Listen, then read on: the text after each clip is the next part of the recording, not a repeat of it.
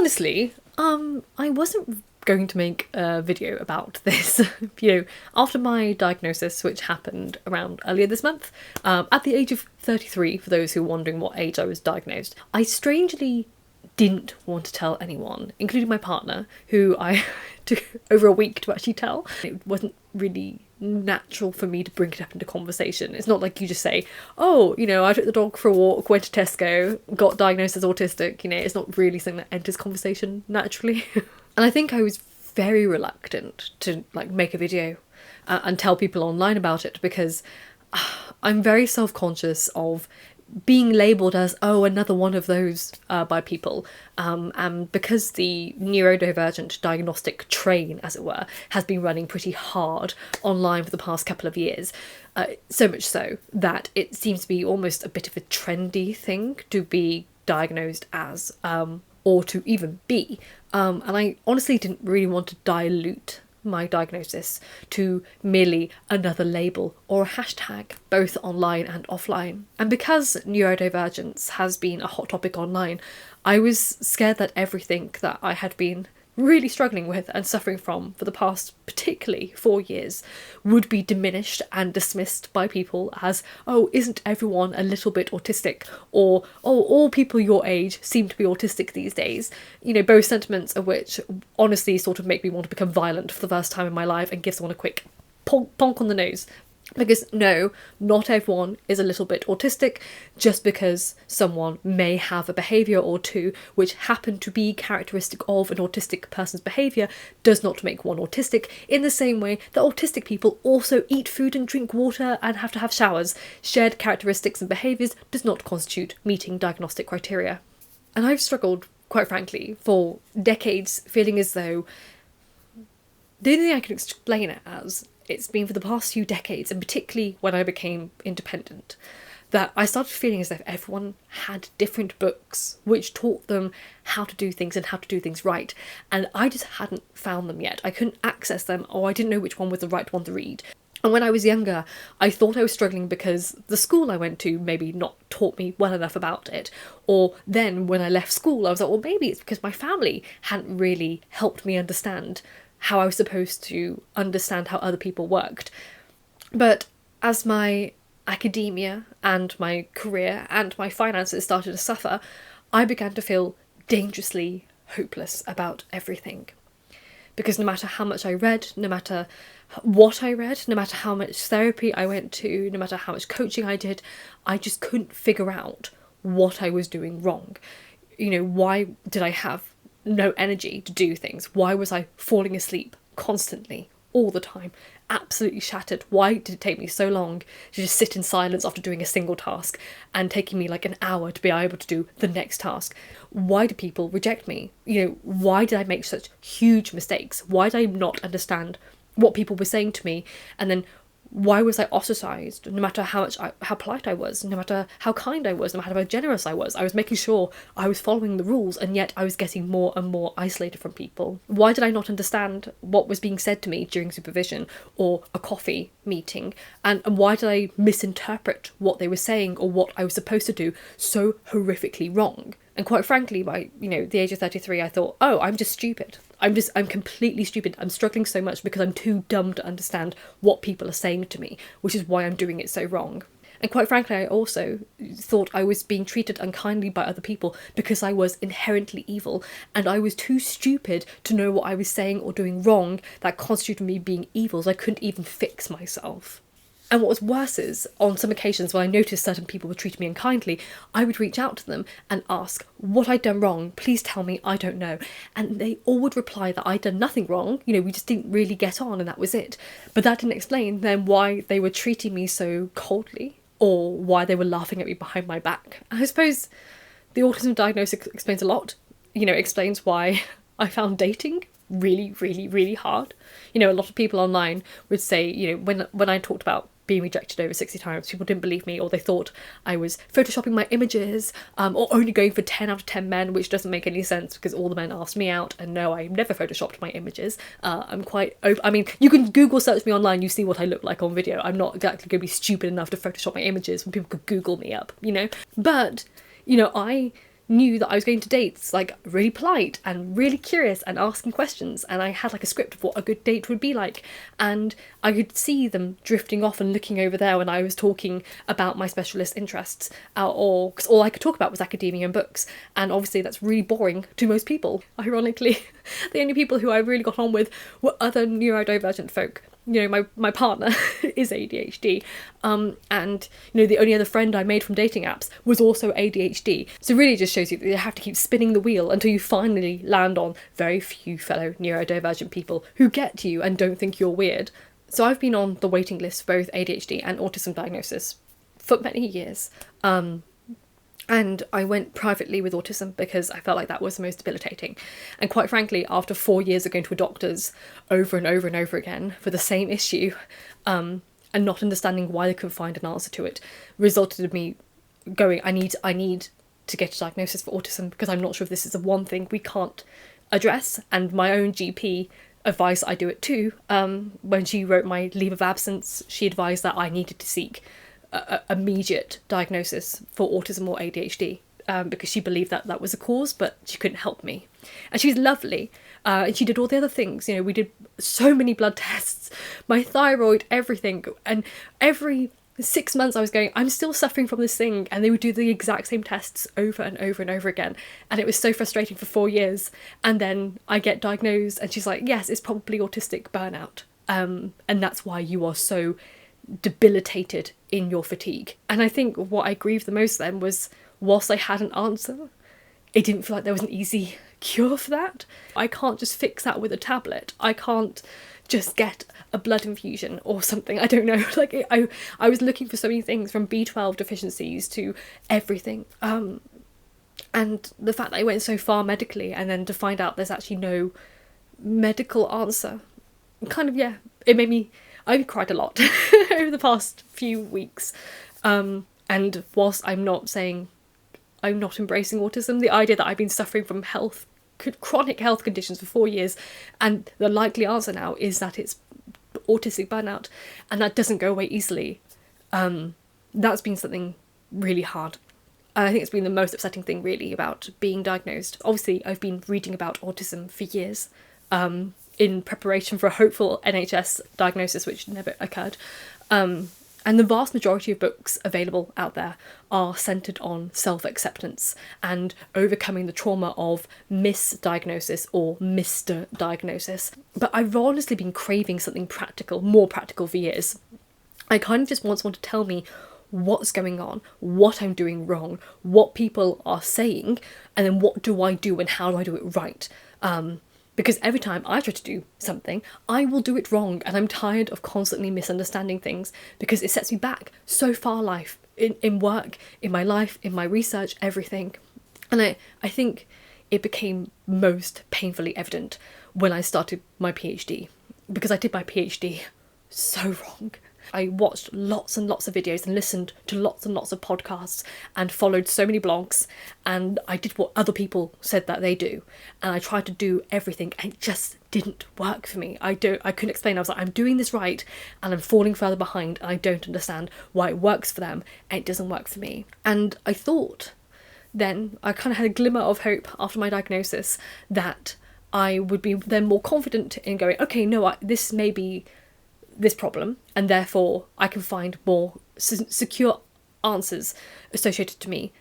But in reality, I feel even more isolated, because I found out, as many of you do, if you are also autistic and in academia, that the autistic experience is so diverse that it's almost impossible to find yourself or see yourself in someone else's experience.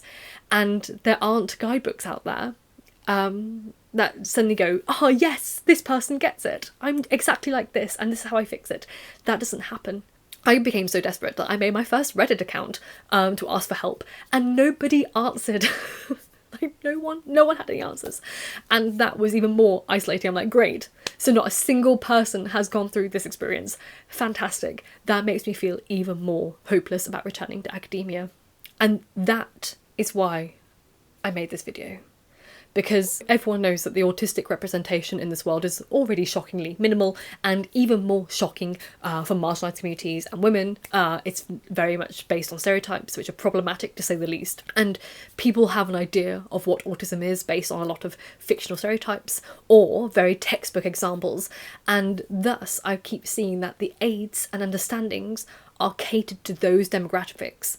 But the more forward-facing examples of what an autistic experience looks like may help force experts and professionals in the field to re-examine the resources that they create and make available, because they are falling really short, particularly, in my opinion, in academia.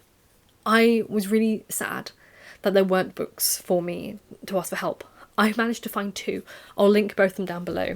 But again, this isn't even for me. This is technically teaching university students with autism spectrum disorder.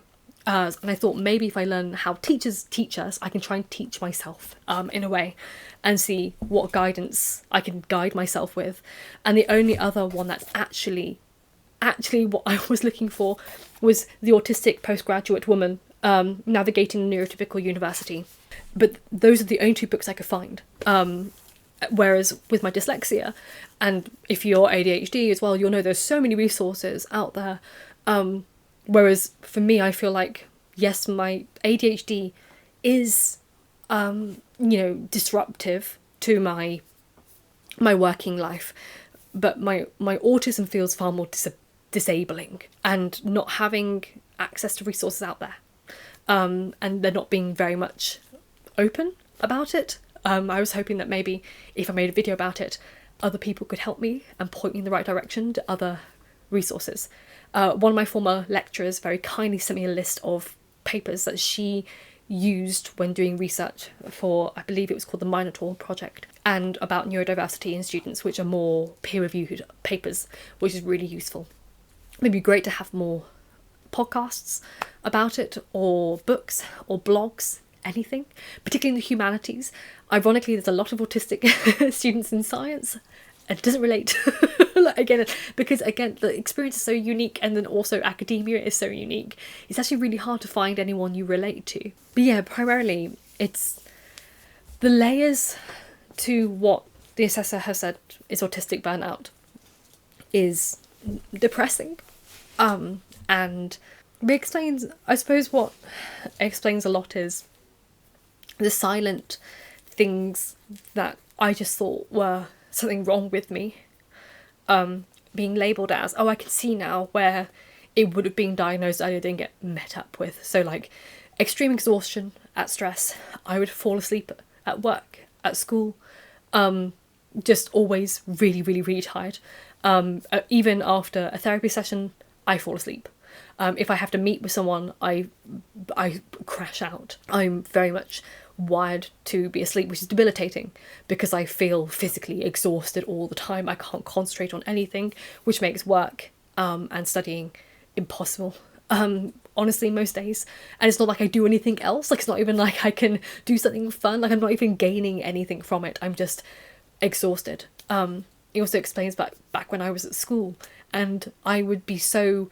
What teacher said, I was always anxious. I would wet myself during school, particularly when I went into certain classes, and I was just told that I was of extreme nervous disposition and I had to work on my confidence. And things like that, I can look back on and go, oh, that was an oversight. That was like a massive oversight. I suppose what also has been a bit weird for me is that a lot of people online have labelled me autistic before I got diagnosed, which was weirdly unsettling to me. I can't really explain why. I think people are a bit trigger happy with labelling people what they perceive them as online, and I can't really put into words how upsetting it was. I'm not saying is that I'm ashamed of autism. I know that my autism plays a huge role in who I am, and having that confirmed after many years of suspicion, but also more what I feel like I've lost because of it. I suppose I thought for years I would fix this thing that I was struggling with, and I could become this person or I could become that kind of person. And suddenly it feels like I can't actually ever become those people that I wanted to be, and I can't ever do those jobs that I wanted to do, and I can't ever produce that amount of work that I wanted to do. And that's upsetting. Is realising, oh, actually I can't. And I feel like a lot of books out there that I've read have sort of been more about, oh, just embrace that you can't do those things and love yourself for it. And I was sort of like desperate, I think, looking for an answer of going, actually, this is how we can do it in our way, but we can still achieve it. And here's the other route. You know, you can't climb up the mountain like this, but you can go around it like this to get to the top. And I haven't found that. I just keep feeling a lot of books cater to like, oh, just embrace what it is. And don't acknowledge that I don't want that to be a reality. But maybe that's just my own internalised ableism. Balancing that with obviously external ableism, it's very complicated. Because I'm aware that now any kind of advice that I give in future has to be caveated with, this is coming from an autistic perspective. In the same way when I give reading advice, I have to caveat it with, this is coming from a dyslexic's perspective, so take that in mind. And it's not me kind of shoehorning down identity politics, but it is more, now I have to caveat my mindset, because I realise that it is very different to what's the norm. And honestly, I'm still in the I'm very upset by this phase, if I'm being perfectly honest. I know, and I've read a lot of books about autistic celebration, autistic joy, and autistic superpowers, which the latter I'm not a fan of at all. Because again, I feel like it takes away what I've been really fighting for with the NHS for so many years, and going, I'm really unwell and I'm really ill, and I don't look it, and I don't know what's wrong with me, and then these expectations be put on me and I can't keep up. I am drowning, to the point that I had to like leave my PhD for a while, and I don't know what's wrong with me and I can't fix it, and I'm alone.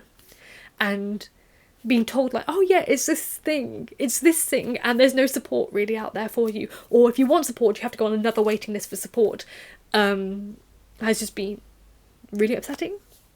And I think I wanted to more showcase this video in terms of asking for help from people online. You know, I'm sure there are other neurodivergent people, or people in the audience who know of other neurodivergent, ideally academics working in like postgraduate positions, who have talked about their experience or gone through it. I would love to speak to some academics who have gone through it, and pick their brains a bit, because I feel really like quite hopeless. I mean, obviously there's this one book I have, and aside from that there's not anything. Also just showcase that it's not all sunshines and rainbows, I suppose. It sounds like, you know, I am looking negatively at autism by not having a yay kind of response to it, and it's not that. It's funny, when I told my partner, he was really excited, and I was like, I don't know why you're excited. But it's not like I saw it as a bad thing either. I can't really explain it. I think it was more like, oh great, I have no answer to that. There's no solution to that, and now I have to kill off a lot of the things in my head that I had planned because of this now. Like, I thought I was fighting against something, like maybe I can break that glass ceiling. I was like, oh no, it's made of concrete now. And now I have to like almost make a new idea of how I'm going to navigate this space, which is, I don't have the energy for. I don't have the energy for that. So it's really weird, I would say. I suppose why I want to share this video is, whilst I am very hyper aware that I'm coming across as more negative, and I'm hyper aware that maybe other people who are autistic may think this is me shitting on autism, or not wanting to be autistic. I want a more honest representation of what it feels like to be immediately diagnosed, because I only saw positive things online, and I then felt less autistic for not feeling like that. And then I have a shame spiral of like, well, why aren't I celebrating this diagnosis? Why aren't I all happy and autistic joy online? It didn't feel it, and it still doesn't feel it to me at all, because I'm still left with more questions than answers, and no solutions, and scraping like resources, and having to read like, again, what I'm really grateful that I am in academia and can access academic papers, but the vast majority of the resources that I've been given by my former supervisor requires you to have an academic position to be able to access these papers via the institution's library, because if I didn't, I wouldn't have access to those either. So the kind of the sterilisation and high academic reach and elitism of a lot of useful resources there versus the guides I've been reading that seem a little bit too surface level and not what I need. I need kind of more hard-hitting practical advice, and just kind of almost, again, the lack of resources. A lot for ADHD people, a lot for dyslexia, autism, not so much. And again, it's catered to very different people experience of autism than I experience. Whilst this probably won't be popular as an autistic experience video coming out, and it doesn't seem positive, I've never ever thought negatively of the idea of that I'm autistic, because I've always suspected I am. But because I had so much weight and respect for autism and its diagnostic criteria, I wasn't playing around with self-identifying as or things like that. I'm not looking down on people who do, but I was like, I need to know more specifically. I need several assessments. I need to go through this with someone who is trained in this area before I even step foot into this world. I can read about the autistic experience and learn from amazing people of their personal stories, but for myself, I just needed more diagnostic discussions with a professional in this field who has decades and decades more experience with working with autistic people and the autistic experience than I ever will. So that's why I stayed clear, and used to feel, I think that's why I felt uncomfortable with people who weren't professionals diagnosing me as such, even if they were themselves autistic. It still felt very uncomfortable, because I was like, I need more logic than that. I need more proof. I need to go through the process. So yeah, whilst obviously I want to emphasize, I realize that I'm so negative in this video. I suppose it's not, I think it's just more that I feel frustrated that the resources aren't easily accessible or available for help, which makes me feel more hopeless. And I already felt hopeless by going to medical doctors so frequently over the past 4 years, asking why I'm suffering and why I'm struggling and why I can't do things that other people seem to be doing. Why can't I just work? Why can't I just study? Why am I struggling so badly? And feeling like my brain's dying off on me. I can't really explain it. It's almost like my body and brain are not in sync, and I should be doing all these things and I can't do the things, and everyone else seems to be able to do the things. I'm like, why? I technically I've eaten my food, I've done my sleep. Why am I still struggling? I have routine. And it was just, yeah, I think it's more, this is the experience of someone who just got diagnosed a few weeks ago and still doesn't feel great about it, and still feels pretty lost, which is why I'm making the video. Not to shit on the fact that I'm autistic or shit on autism as a general. I have no prejudices or I have no negative feelings towards being autistic. I have negative feelings to the fact that I don't feel like there's resources available, and I have negative expectations of myself because I thought maybe I could fix the things I was struggling with, and I can't. Doesn't mean I can't work with them, but I'm also very hyper aware now that anything I talk about online, particularly with productivity or mental health and things like that, has to be caveated with the fact that I'm autistic, and then may not help other people either. So I'm just feeling a bit with it all. So sorry about the negativity. But yeah, if you do have any resources, please share them. Whether that's someone on a podcast that you listen to or a YouTube channel. Ideally in academia. I've listened to a lot of, autistic, like generic autistic podcasts, or ADHD as it's called for ADHD autistic people.